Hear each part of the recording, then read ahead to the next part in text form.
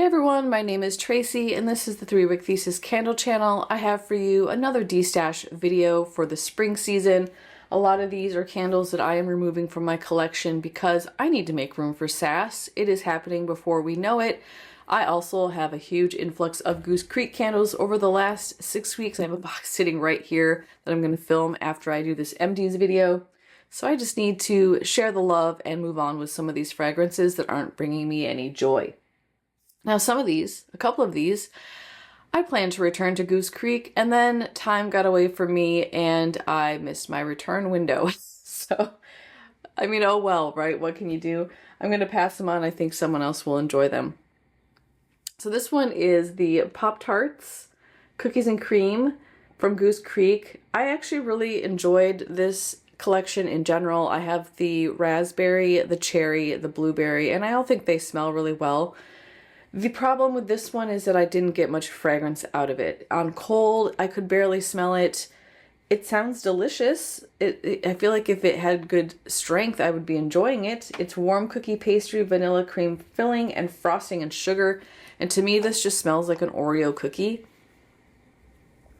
You get the like creamy vanilla, what would be like the inside of an Oreo, and it almost has that like chalky vanilla scent to it. And then it smells like a chocolate cookie. So it's nice. I was worried about the strength just based off of the smell on cold, so I stuck this under the lamp. You can see it's got some air bubbles up here from me letting it cool after lamping.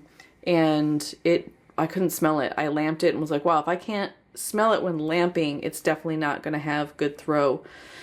At least not as much as what I want out of a candle. So I'm gonna go ahead and pass this on. Donate this one.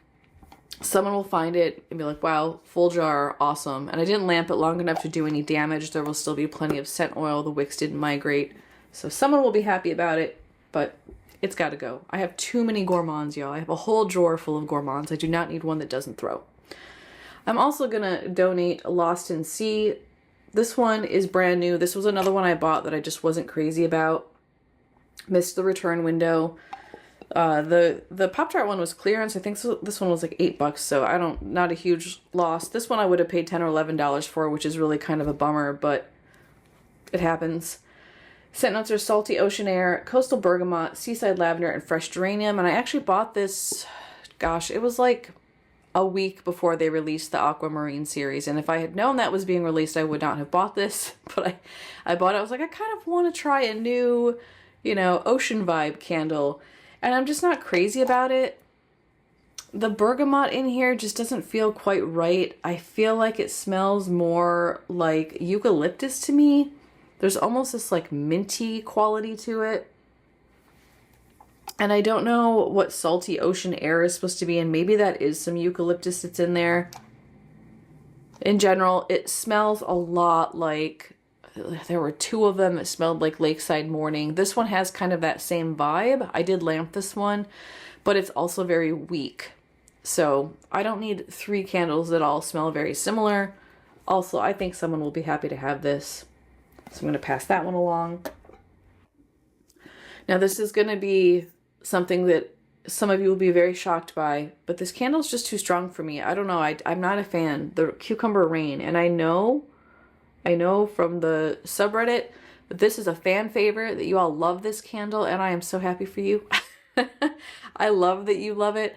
I don't. On cold, I feel like I was like, this just smells kind of like laundry. I'm craving more cucumber, and then when you light it, it's just like powerhouse cucumber strong. It is a very nice spa fragrance if you're looking for a spa fragrance. It's too much for me. I like the idea of cucumber in a candle, but it overpowered me and I want to pass it on. So I did only burn it once for the review, and someone will be happy to have that. I did go through some of my Pocketbacs too. I'll share those with you. I know this is a candle channel. You're here for the candles, but it's just a couple. I tried these out and decided that when the alcohol burns off, they're just too strong and too cologne-y. One of them is the Stranger Things, the Upside Down. Getting rid of that. I have only used it enough to like test it, to squirt it, so that's almost a full container. And then I am going to pass on 2 of the Bridgerton. This is the study one, Bridgerton study. Same thing. It's like it smells really good in candle form, but then with the Pocketbac, it's like the alcohol wears off, then all you get is that pure fragrance oil, and it's too much. So those are going to get passed on. Y'all know I tested this one recently with the hubs. This is Life's a Beach. I just can't get past how much this one smells like that childhood lip gloss that my mom used. Yeah, I don't like it. I don't like it. And I want to like it, but it's not for me. This one's tonka bean, amber, jasmine, and sandalwood, and it's a full candle. Someone, again, will be very happy with that. I also just have a ton of summer candles. You know, I'm trying to figure out, like, they were releasing, like, coconut candles in January. It's like, I've been getting coconut candles for 5 months now. I don't need more. I don't need more beachy vibes. I don't feel like I'm quite ready for fall. I'm waiting for, like, where's the fruit drop? I want summer fruit. That's what I want. No more lotion stuff. I am passing on a couple of these from the Aquamarine series. The ones that had mostly mahogany notes in it. Not a mahogany fan. This one was the one that I think, it doesn't say mahogany, but I felt like there was just like a touch of it lingering in the background, which might be a part of their Rushing Waters scent note. This is why I would like actual scent notes, Goose Creek. It's Rushing Water, salted grapefruit, and crisp eucalyptus. Yeah, it's just not for me. It's cologne-y. Not too far cologne-y, but enough to where I'm like, yeah, I'm never going to choose this. Like if I look in I have a dresser where I keep all my candles. If I open that drawer and see this will never be my choice. And it's just going to sit there and never get love. And I want someone to love it. So I'm going to pass that one on. And by the way, I'll put links to my lit reviews in any of the ones that I'm sharing out or giving away, so that you can watch those if you want insight into what those look like burning and the scent quality and all that kind of stuff. Another one from the, what was this, like, I don't know, Clean Vibes collection. I'm going to pass on the Sunday Reset. This one's Clean Linens, Apple Blossom, and Fresh Air. I don't really remember exactly why I'm passing this on. I think this is the one that smelled like toilet bowl cleaner to the hubs. I also have like 8 laundry candles right now, and I love laundry candles. But I may have just snagged a laundry candle by Village for $8 at TJ Maxx, and I'm like, I don't need another one, and I definitely don't need one that the hubs think smells like toilet bowl cleaner. I kind of like it, but gonna pass that on because he doesn't like it, and I don't want to burn stuff. I have other laundry candles he can like a lot better. I don't want to burn stuff that's gonna annoy him. I'm also passing on the Clean House Citrus. Now this one I do not like, which I said that in my review. There's something in here that just smells kind of funky. Reminds me a little bit of like urinal cake. Yeah. I also feel like I get like a pickle juice vibe in here now. It's just not for me. Fresh citrus, crisp eucalyptus, and sea salt woods. I'll also add that this collection, I felt like there's just, I love that Goose Creek offers us so many options, but sometimes I feel like their collections are so large that there's redundancy, and like you just don't need this many cleaner candles at one time. And most people won't buy the whole collection, so it's a non-issue. But then I also kind of feel like maybe sometimes less choice is better. And then we also don't get analysis paralysis, because I see y'all over on the subreddit, and y'all have like, 12 candles in your cart, and you want to get help narrowing it down to, 6 or something. And I'm like, yeah, this is the problem. There's so many choices. It's hard to decide. So those are going to go to a new home. This is another one from the Aquamarine collection that I'm passing on. This is the At Sea, or Day at Sea. It's sparkling bergamot, seaside citrus, and coastal driftwood. And this is the one, I'm not going to smell it because I don't like it. It does have a strong mahogany note in it. I do not like mahogany, but other people love it, so that's going bye-bye. I was holding on to this one, the Candleberry Caramel Latte. I was like, you know what? These are just kind of like nice background candles. You can let these rip for long periods of time. They don't really get sooty. They also don't have that great of strength or throw, in my opinion. And I thought I would just have this going like in the background with a coffee candle or a gourmand candle that needs a boost of caramel. And then I just realized that This one was starting to feel like a chore. I had bought this for my coffee series and just, I'm not drawn to it. I don't like it. I feel like I'm really pushing myself to burn it just to get rid of it. And I know somebody else would really enjoy this, so I am going to let it go. I do have one more Candleberry from the coffee episodes that I do really like. That's the roasted coffee one that I am going to be burning this month with my rotation because the hubs chose so many coffee candles for his birthday, and I just don't feel like I have the room to get through this one, so that one's going to get passed on as well. And this has a lot of life left. This thing will last forever. Someone will get hours of enjoyment out of that. I have 4 more in here, but I'm going to be moving on to somebody else. Speaking of missing the return window, look at what I have, y'all. But I already have a special home in mind for this one. I know exactly who this is going to. This is the Burlwood Oak. I am not going to sniff this candle. If you want to see my initial reaction, I'll put that link in the description below. The trauma of sniffing this cold impression, first impression, is still with me, and I don't want to revisit it. Aged Burlwood, English Oak, and Rosemary Sprigs. I wanted earthy, woody. I got massive bottle of cologne.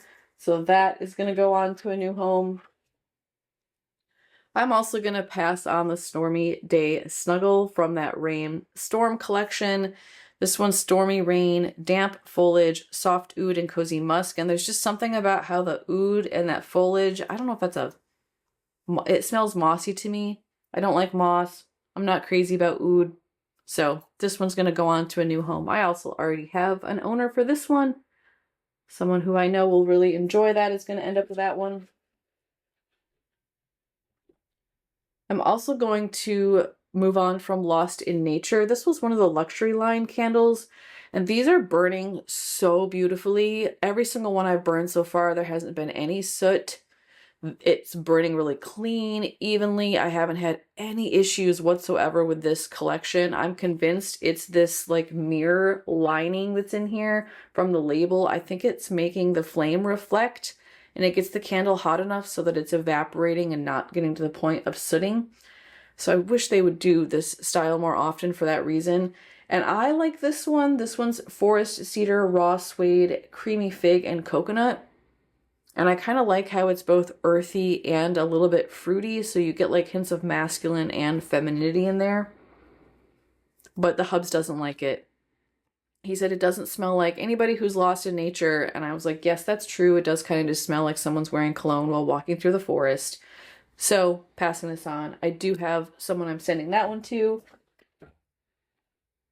And then the Coastal Driftwood is a part of that aquamarine. So I actually got rid of quite a few of the aquamarine candles.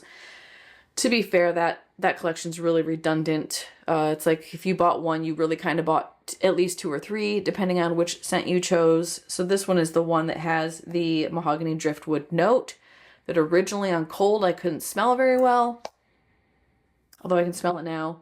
But on warm, it just it blew up, it bloomed, and it was no doubt a mahogany candle. So this one's mahogany driftwood, dried lavender, and coconut water. This one also has a home. I have someone who I know who likes earthy, mossy fragrances, and they're going to get a little special surprise, a special treat, and give them away to them. Okay, so I have 4, 6, 8, 10, 12, 13 more candles and 3 Pocketbacs leaving the house.